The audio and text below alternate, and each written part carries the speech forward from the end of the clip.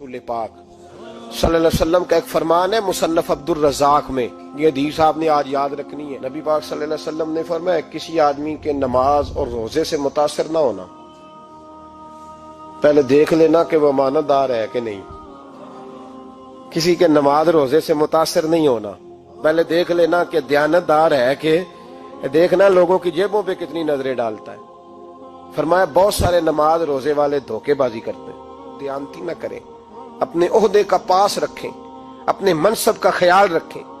ओहदे जिस जगह आप मौजूद हैं आपकी जिम्मेदारी है। मेरे रसूल पाक सल्लल्लाहु अलैहि वसल्लम ने फरमाया हर बंदा तुम में से निगरान है और जो उसकी रियाया है उसके बारे में उसने जवाब देना है। कभी भी बददयानती ना करें। हम लोगों का पहले एतमाद हासिल करते हैं, फिर उस एतमाद को ठेस पहुंचाते हैं। उसका नुकसान पता क्या होता है?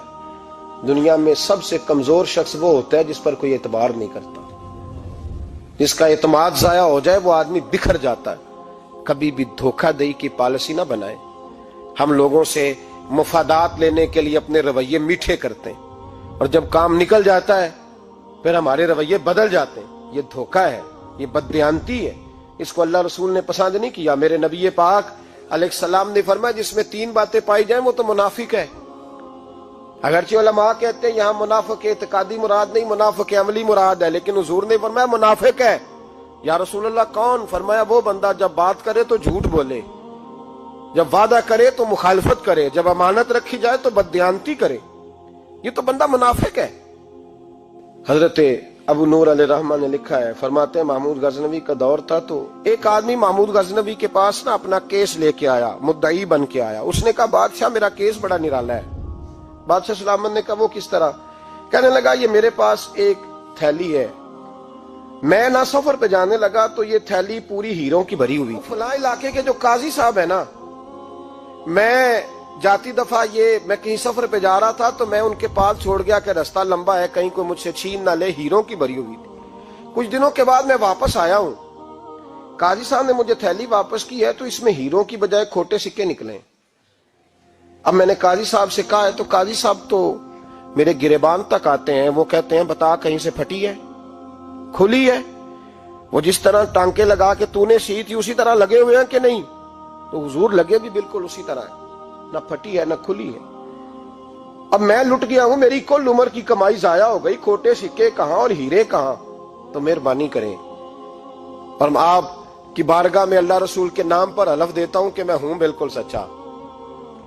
महमूद गजनवी कहने लगे तू जा, थैली छोड़ जा और जब मैं तुझे बुलाऊंगा फिर दोबारा आना। वो शख्स चला गया। महमूद गजनवी उठे, दरबार बर्खास्त किया, लोगों से कहने लगे चले जाओ, मैं 3 दिन के लिए सैर करने जा रहा हूं, 3 दिन के बाद लौटूंगा।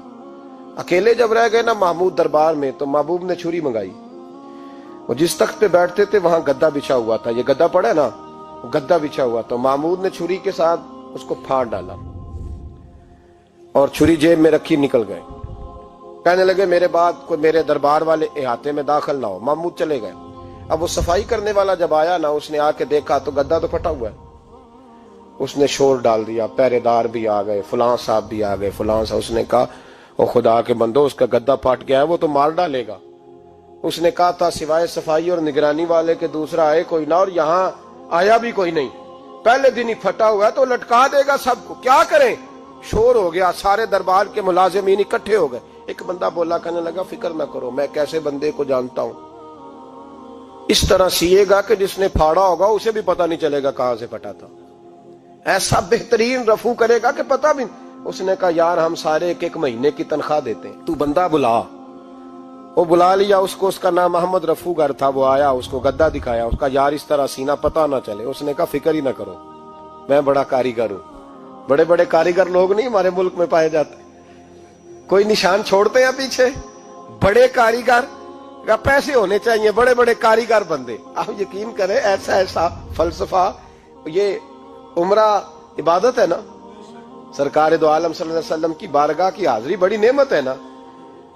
तो सऊदी गवर्नमेंट ने पाबंदी लगा दी, खैर उनकी भी ज्यादती है। इस तरह की पाबंदियां शरीयत इस्लामिया में जायज नहीं। अल्लाह के घर मुसलमान जब चाहे जा सकता है, लेकिन वो कहते हैं जी 2000 रियाल दे जिसने 2 साल बाद भी आना है। उन्होंने पाबंदी लगाई तो हमारे एजेंटों ने भी कई खास ट्रेनिंग हासिल की हुई है, पता नहीं कहां से सीख के आए, उन्होंने भी रास्ता निकाल लिया। ایک صاحب سے میں نے کہا کہ جناب وہ 2000 ریال لگ گیا تو کیا کرنا ہے؟ کہنے کوئی مسئلہ نہیں، پاسپورٹ نواں بنوا لو، گنجائش ہے، یعنی ہر شے کا حل ہے۔ تو میں نے کہا یار اب عمرہ کرنے جاتے وقت بھی بندہ دھوکہ دے کے جائے، اللہ کے گھر جاتے وقت بھی اس طرح کی حرکت کرے، کیا حال ہو گیا؟ ہر چیز کا لوگوں نے حل نکال لیا، ہر چیز کا لوگوں نے سٹائل بنا لی۔ ایسا نہ کریں، یہ درست نہیں۔ احمد رفوگر کہنے لگا اس طرح سیوں گا کہ پھاڑنے والے کو بھی پتہ نہیں۔ ان کا پیسے لے یار تو سی دے۔ اس نے سی دی، اگلے شام ہی لا کے بچھا دیا گدا۔ تیسرے دن بادشاہ سلامت آئے، آ کے پہلی نظر گدے پہ ڈالی، اس نے بلایا سب ملازمین کو، کہا کس نے سیا ہے؟ کہا جناب کیا ہوا؟ کہا یہ پھٹا ہوا تھا۔ کس نے؟ کہا نہیں پھٹا ہی نہیں۔ وہ کہنے لگے بنو بات، میں خود پھاڑ کے گیا تھا، تو بتاؤ صحیح سیا کس نے ہے؟ کہا جناب آپ پھاڑ کے گئے تھے تو بتایا کیوں نہیں؟ فرمانے لگے اسی لیے تو بتایا نہیں تھا کہ تم خود تحقیق کر لو، بلاؤ بتاؤ سیا کس نے۔ تو بلا لیا، احمد رفوگر آ گیا۔ اس کو جب بلا کے سامنے بادشاہ کھڑا کیا، کہا بھئی تو نے سیا ہے؟ کہنے لگا حضور آپ کے سارے ملازم کٹھے ہو کے آئے تھے، میری غلطی کوئی نہیں۔ کہا نہیں یار تو بڑا کاریگر ہے، میں نے اپنے ہاتھ سے پھاڑا تھا پر مجھے بھی نہیں پتا چل رہا کہاں سے پھٹا تھا۔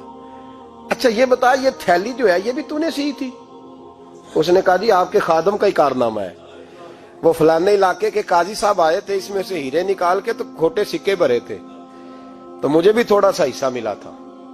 محمود نے سارے گواہ بھی اکٹھے کر لیے، ثبوت بھی اکٹھے کر لیے۔ پھر قاضی کو بلایا، پہلے سارے ثبوت اور گواہ کیس حل کر لیا۔ پھر ہمارے ہاں یہ حال ہوتا ہے کہ مدعی 2-3 ہفتے کے بعد خود ہی ہاتھ باندھ جاتا ہے، کہنا تسی میری جان چھڈو، مجرم پھڑو پاوے نہ پڑھو۔ وہ کہتا ہے مجھے معافی دو، میں رہا۔ ظلم ہے نا، ظلم زیادتی ہے کہ جو بیچارہ اتنے سوال مجرم سے نہیں ہوتے جتنے مدعی سے ہوتے ہیں۔ اب یقین کریں اتنے سوالات ہوتے، بیچارہ ہف جاتا ہے۔ یہ طریقہ درست تو نہیں، ایک لٹ گیا اور دوسرا طرح طرح کے سوالوں کے جواب دیتا پھرے بیچارہ۔ سارے ثبوت اکٹھے کر کے قاضی صاحب کو بلایا، تنہائی میں لے جا کے محمود غزنوی نے کہا قاضی صاحب آپ سے غلطی ہو گئی، غریب آدمی تھا، وہ لٹ گیا ہے، اس نے تو بڑی مشکل سے کچھ ہیرے جمع کیے تھے اور اس کی کل کائنات تھی، تو آپ اس کا مال اسے دے دیں، بات ختم۔ قاضی صاحب کہنے لگے آپ مجھ پہ الزام لگا رہے ہیں، سوال ہی نہیں پیدا ہوتا، آپ میری داڑھی دیکھیں، آپ میرا اعزاز دیکھیں، دنیا جانتی ہے میں اس کا۔ قاضی صاحب انسان بھول ہی جاتا ہے، بندہ بھول جاتا ہے، غلطی ہوگی، مال نے کہا نہیں سب، کہا میں تنہائی میں پوچھ رہا ہوں، میں اس وقت پوچھ رہا ہوں جب دوسرا موجود کوئی نہیں، آج توبہ کر لے، میں کچھ نہیں کہوں گا، تو میری زبان پہ اعتبار کر، تجھے پتا ہے میں جو کہتا ہوں اس پہ عمل بھی کرتا ہوں، باز آ جا۔ پر قاضی نے کہا نہیں میری غلطی کوئی نہیں۔ محمود نے پھر بڑے دربار میں بلا لیا، مجمع عام میں۔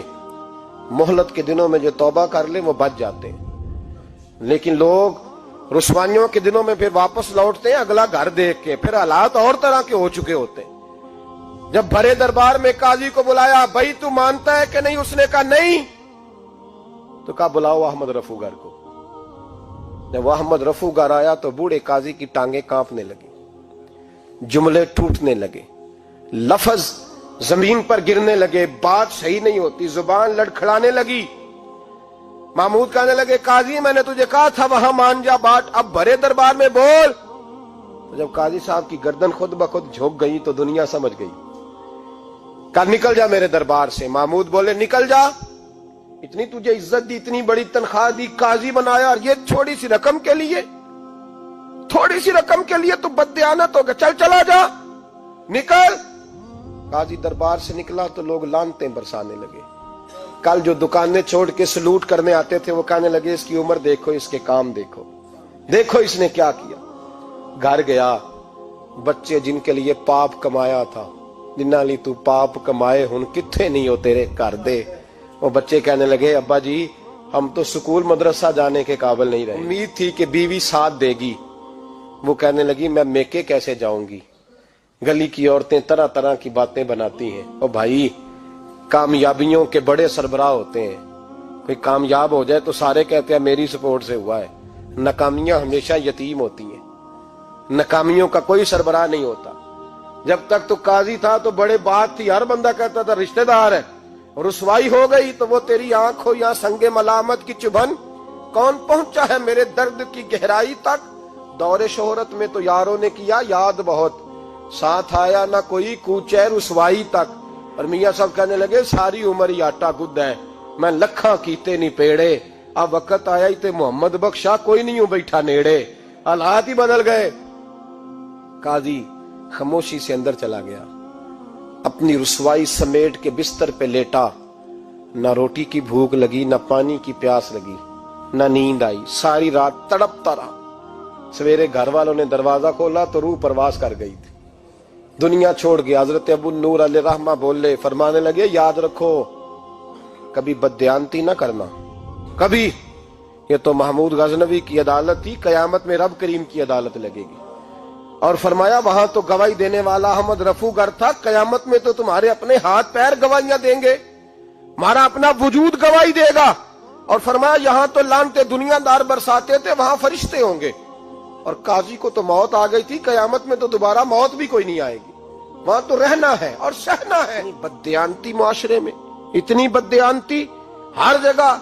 اس معاشرے کا بھی کچھ بنے گا جہاں دوائی بھی خالص نہ ملے، جہاں دوائی میں بھی بددیانتی ہو۔ لوگ اپنے بچے کو آکسفورڈ یونیورسٹی میں پڑھانے کے لیے غریبوں کے بچوں کے رگوں میں جو دوائی اتارے وہ بھی 2 نمبر۔